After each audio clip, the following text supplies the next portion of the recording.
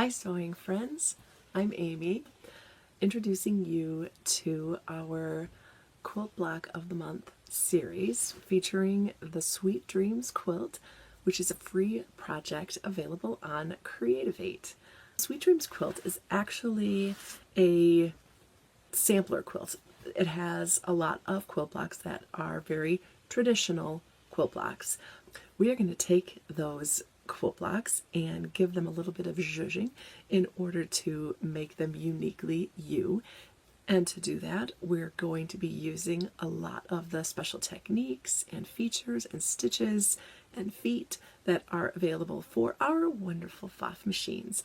I have the Quilt Expression 725 behind me, and that is the machine that I'm going to be using for the very first quilt block project, which is the rail fence block.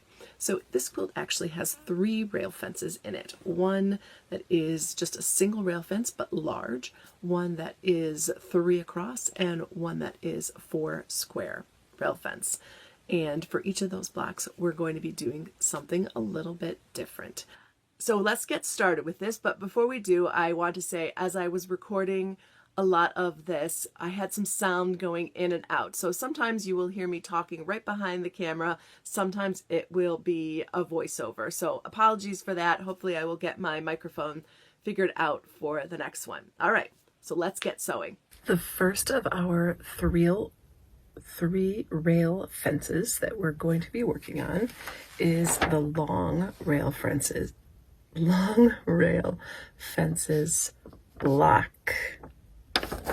So on this one, this is the one that I am using stacking stitches on the middle one. So I've already done the purple one, and I have already done the green aqua one.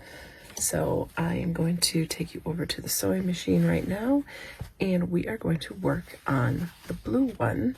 And for this, I am using some variegated thread, green and like a pink orange combination. Okay, to the sewing machine.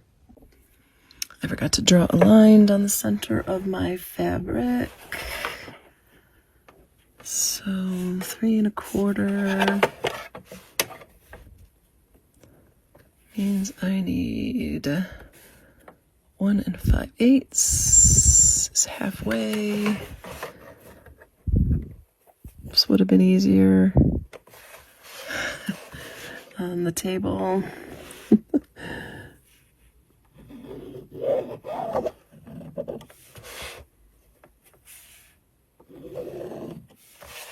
Good enough. A starting spot.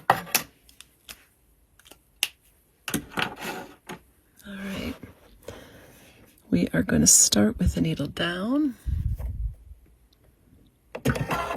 at the beginning here, and I'm going to put a little clip in here showing the stitch that I am choosing, and then I'm going to hit play.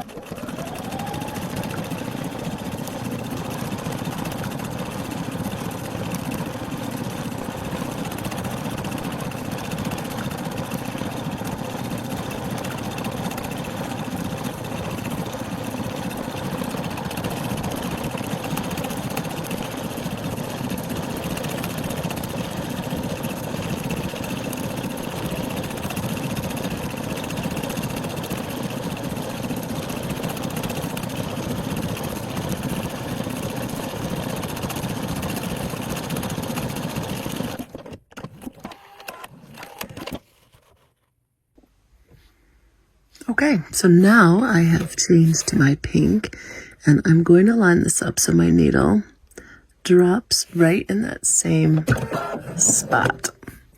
And then we hit play.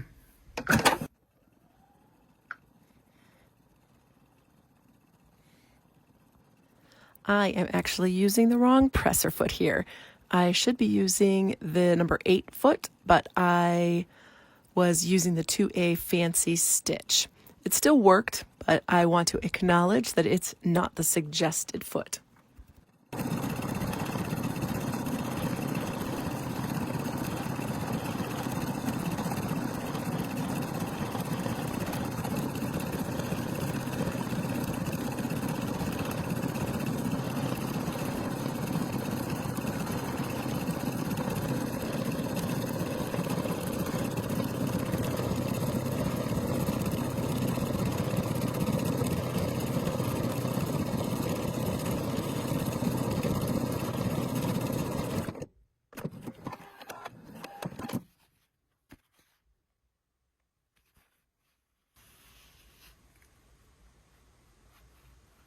Perfect.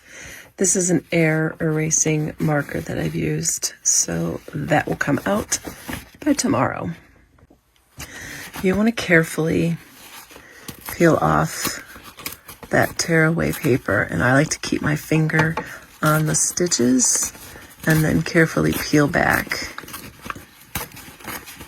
this side. And I'm going to save that, and then also carefully peel back this side.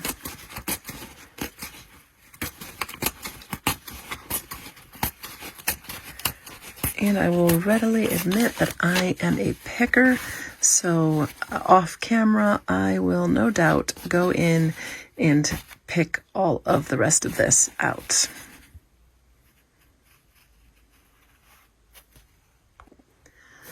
I am now going to switch out from the 2A foot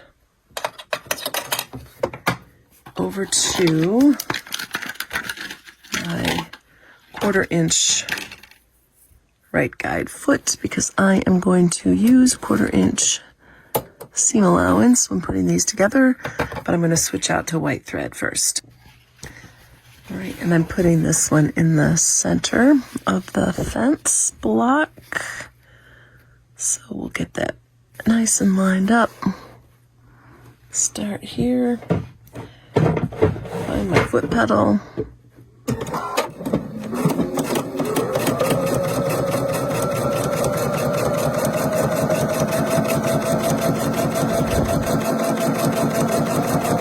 Whoops, sewing on camera, sometimes I go a little crookedy.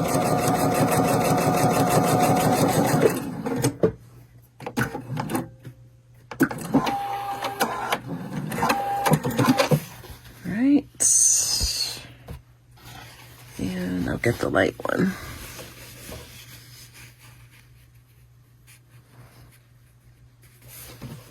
That lined up as best I can through a camera lens. I'm not much of a pinner unless I really need to match seams. So these long strips, I'm just matching up the edges and sewing my seam. All right. Clip that. All right. So I'm going to take this and press it and get it squared up, so I can piece it together with the other two pieces. And as always, I press as stitched first and then press to one side. I'm pressing my seams away from the center on these blocks, but the direction that you press is totally up to you. I am certainly not going to judge.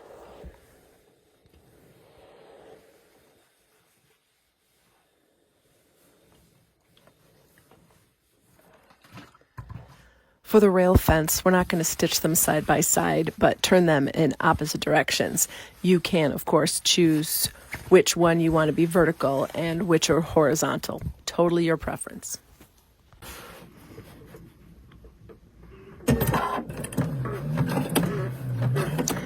And I am going to backstitch here, only because this is not going to get put together anytime soon. So I want to make sure nothing unravels.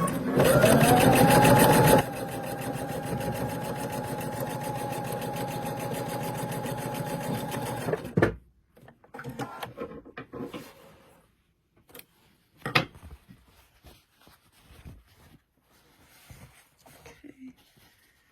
And this one will go this way.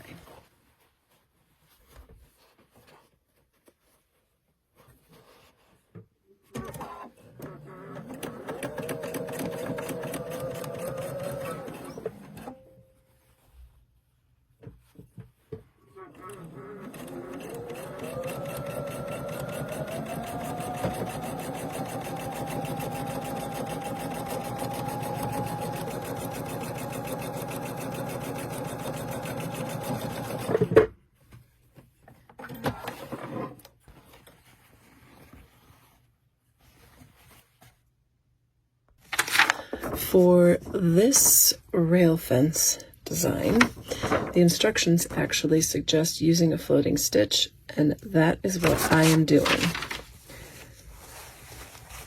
So I've already put a couple together, and I'm only piecing the blocks with floating stitches. I'm sewing them together with a normal seam. Here is what I did, and I have one more block to go that I am going to do with you on the machine. I'm going to use this square floating stitch, but I want to change the density a little bit just to make it a little bit tighter as I stitch. Just looks a little bit nicer.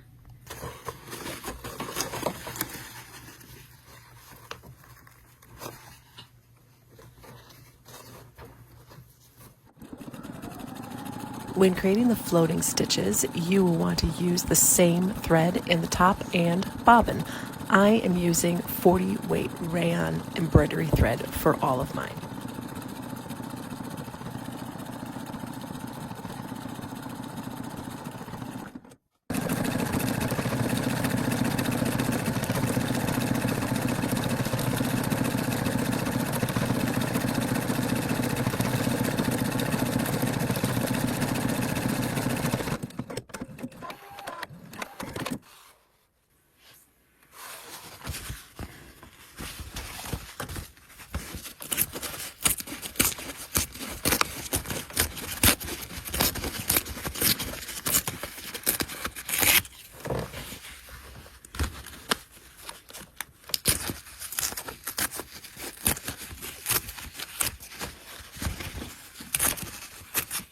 I usually take my stabilizer off before I open up the seam because I think it's easier to take the stabilizer off. I can pick the rest of that out later.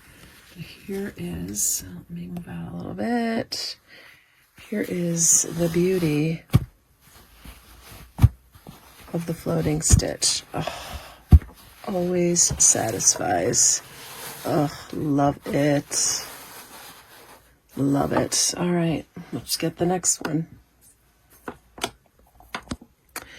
And yes, I am using the 1A foot with the IDT, and I'm using the edge of the presser foot as the seam allowance on this particular block.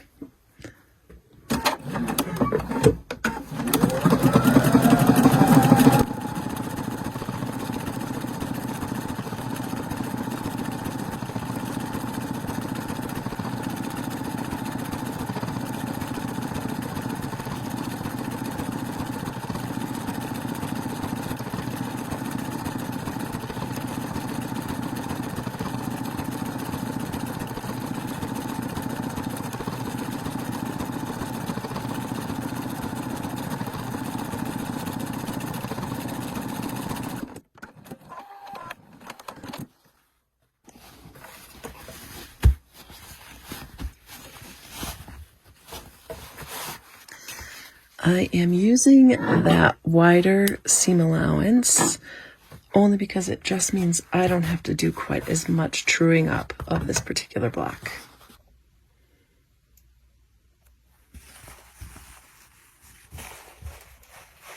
You can arrange these 4x4 blocks, again, any which way that you would like, especially if you're doing different colors. Just take a look, play around with it, and see what you think looks best.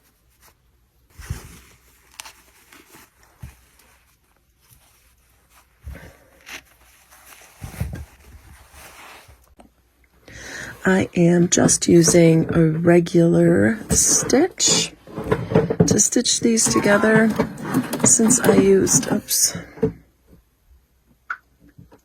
I'll probably want to go ahead and put that back on a straight stitch. Since I used so many different colors,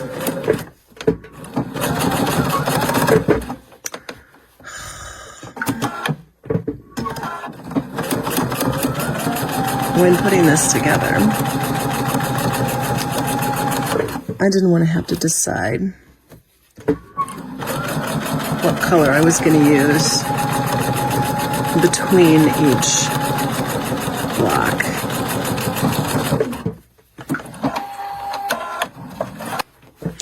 I don't know why I just did that instead of just chain piecing it like a regular person would.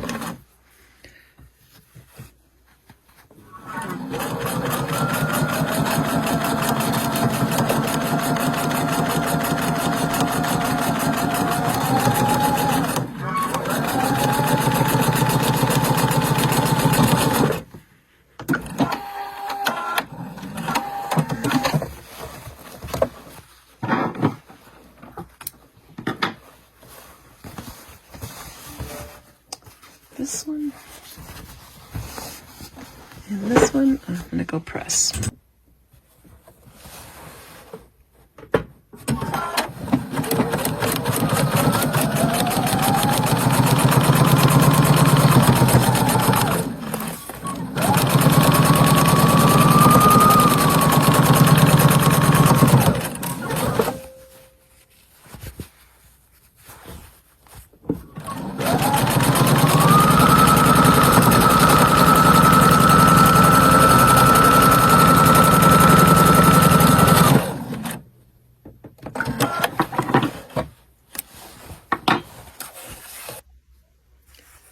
And here is this finished black. Oh, loving all these different colors on the floating stitches. This last rail fence is just one big giant 12.5-inch square. For this one, I'm still keeping with my color theme.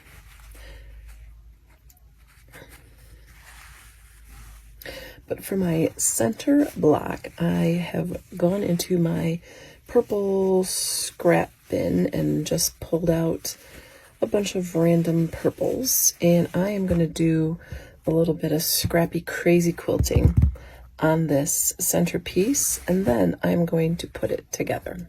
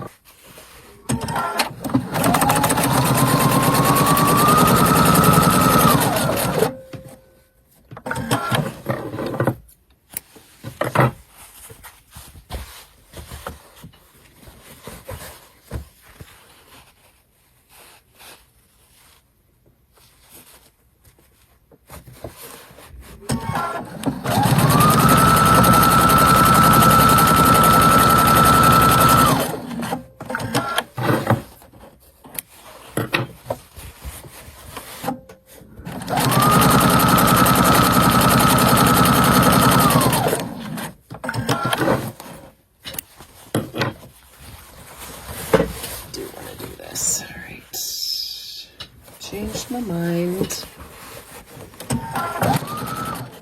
I had originally planned to only add the scrappy piecing in the center of this strip, but I didn't end up liking the look of that, so I changed my mind.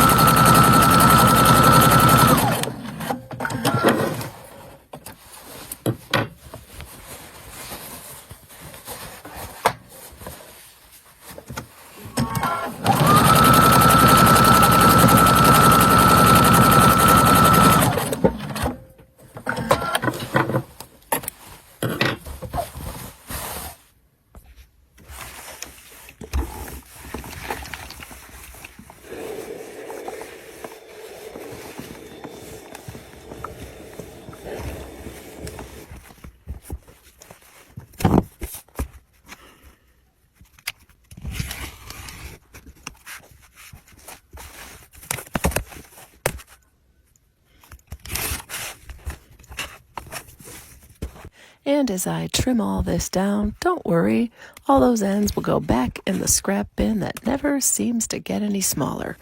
I'm not the only person who has that issue, am I?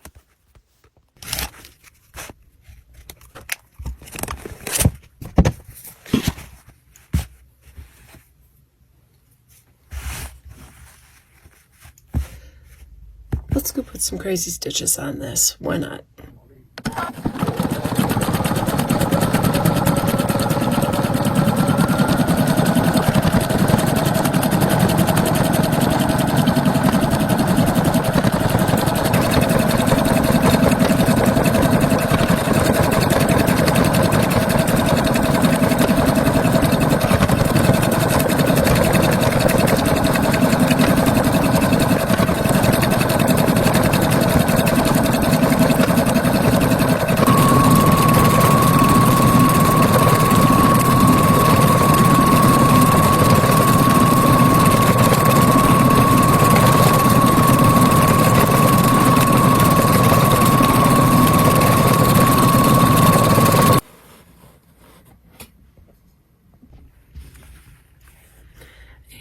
while you weren't looking, I went and did a bunch of decorative stitches all over this, so I can now go ahead and put these together. And there is the final block. Okay, now that we are finished, I hope everyone is feeling very inspired to go out and play a little bit more and think about ways that you can make your quilt blocks a little bit more exciting and fun. And so I do want to show you my final blocks for these 3 blocks. Let me pull these out here. So here's the first one that I did, which is the 3 across with the stacking stitches on them. So I'm pretty pleased with how that one turned out. And then I've got the 2x2 with the floating stitches and all the different colors, and I'm completely in love with this block. And then of course the last one that I did is the one that I did the crazy patch with the crazy stitches. And I'm really pleased with this one that I used just aqua stitching to kind of pull those in together to make it work a little bit better, I hope. So everyone have fun, happy stitching, and I'll see you next month.